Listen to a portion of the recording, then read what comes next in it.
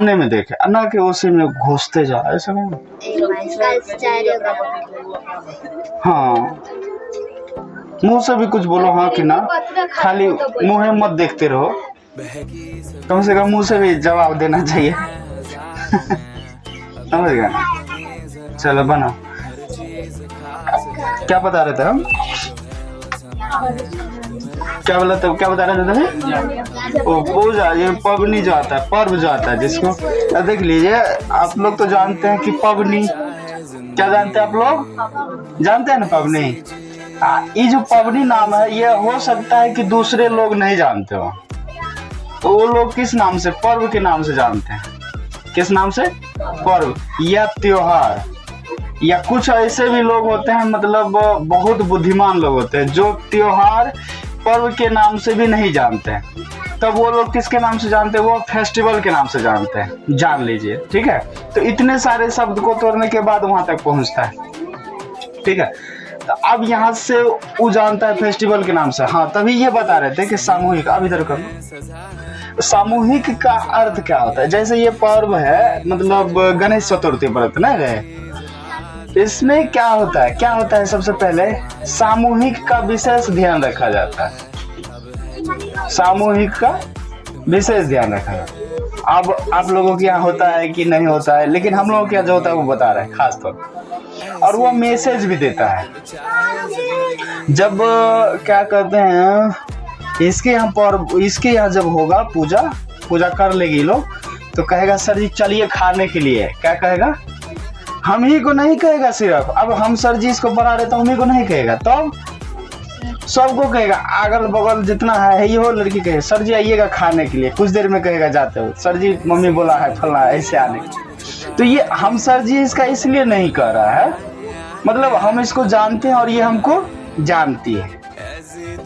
तो यह पर्व है सामूहिक पर्व, और कोई भी ऐसा पर्व नहीं है जो सामूहिक को नहीं दर्शाता है। सभी पर्व किसको दर्शाता है?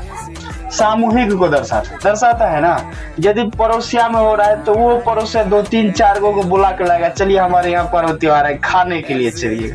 वह किसका प्रतीक है? एकता का प्रतीक है। किसका प्रतीक है भाई? एकता का प्रतीक है। यदि एकता नहीं रहे, मतलब तुमको किसी से इंटेंसिटी नहीं रहे, तो तुमको क्या मतलब है कि किसी के यहाँ जाएंगे खाने के लिए या किसी के यहाँ जाएंगे बैठने उठने के लिए? कोई जरूरी है नहीं। तो पर्व ये सिखाता है समय समय पे आकर के कि आप क्या हो जाइए, अकेले अलग थलग नहीं रहिए, तब क्या रहिए? समूह बना करके रहिए। कैसे रहिए? समूह बनाकर, सबको साथ लेकर के, सबके साथ मिलकर के खाइए और सबके साथ रहिए। अब यहाँ से बात आती है, जब आप अकेले रहिएगा तो कोई भी आपको पकड़ लेगा। पकड़ लेने का मतलब इट मीन्स नहीं कि कोई चोर डाकू गुंडा आपको पकड़ लेगा। तब कौन पकड़ेगा? पकड़ने के लिए बहुत सारी चीजें हैं। जैसे मैं बताऊं, कोई गलत आदत लग सकता है, नहीं शुरुआत से सिखाया जाता है कि आप समूह में रहिए। समूह में तो सब आदमी रहता है, अच्छा रहता है और खराबो रहता है। तो खराब आदमी जो रहता है वो अच्छे आदमियों से सीख लेता है कि अच्छा आदमी, चलो अच्छा वो आदमी ऐसे है, वो ऐसे काम करता है, ऐसे रहता है, वो ऐसे आगे बढ़ रहा है, तो हम भी उससे कुछ क्या करें, सीखें, कुछ देखें। तो यह समूह का प्रतीक होता है। और जब आप अकेले रहिएगा तब, जैसे में इतिहास में ऐसे बहुत सारे आदमी हुए जो अकेले रहा लेकिन बहुत शक्तिशाली हुआ, लेकिन शक्तिशाली हुआ तो उसका विनाश भी हो गया। जैसे रावण सबसे पहला है, कौन था भाई? रावण।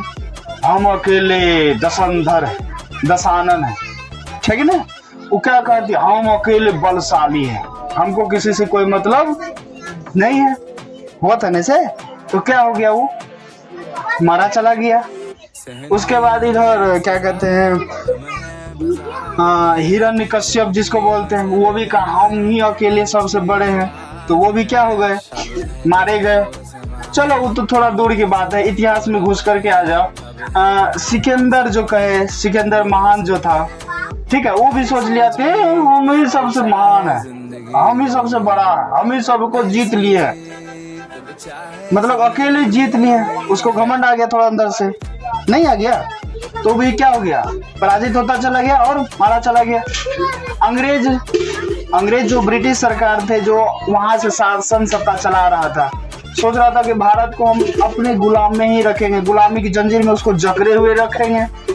फिर भी वो क्या हो गया, उसको भी तोड़ करके लोग क्या हो गए, आ गए आगे।